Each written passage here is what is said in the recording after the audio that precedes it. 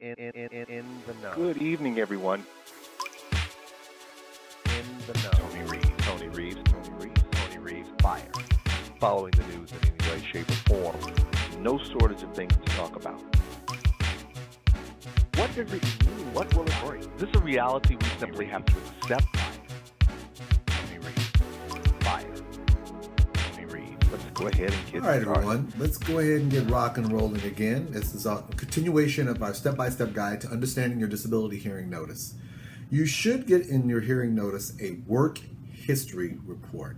Now, some of you are probably going to be very annoyed when you get this thing because you probably have filled this out maybe once, twice before already. Don't let it take you aback when you get it. It's something that they need in order to complete your case. And they also want to need it from an up-to-date standpoint because in the event that you may have actually tried to return back to work, they want to know if there's been any changes in your work situation. Remember, it's all about consistency. Also, when you're filling out that form, it'll usually have an information on there asking you from the last particular period of time they asked you about it, if anything's changed. So there's nothing wrong with putting none if nothing has changed. Remember, Social Security does not know about your circumstances unless you tell them. So in this particular instance, when you get that work history form, don't gloss over it. Okay, don't gloss over it. Go ahead and fill it out for them. So this way they have this information accordingly. Now, when we come back, I'm going to talk to you again about the work history form in order to assist you with a step-by-step guide to understanding your disability hearing notice.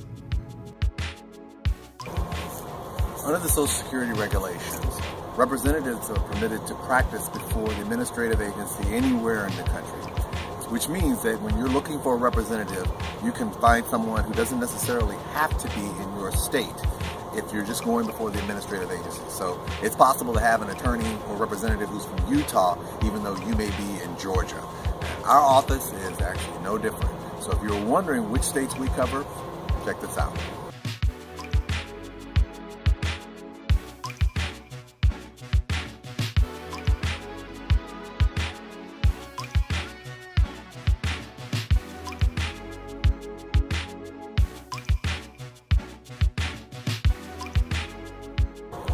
Now, the tricky part is once you have to sue the Social Security Administration. Under that situation, you want to have an attorney that's representing you in your jurisdiction. So if you have a representative who's in another state and you've gone all the way to the Appeals Council and you've been denied and you want to sue the Social Security Administration, make sure you ask that representative whether or not they can sue someone in that particular state. All right, welcome back.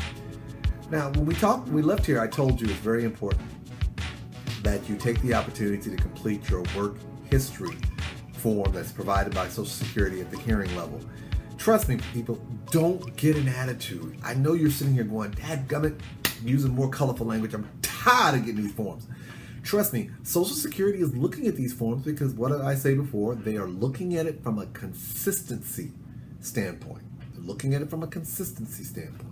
So you want to make sure that you provide as much information as possible, and sometimes Social Security may need some updates. So just because they're asking you for this information, don't get all bent out of shape.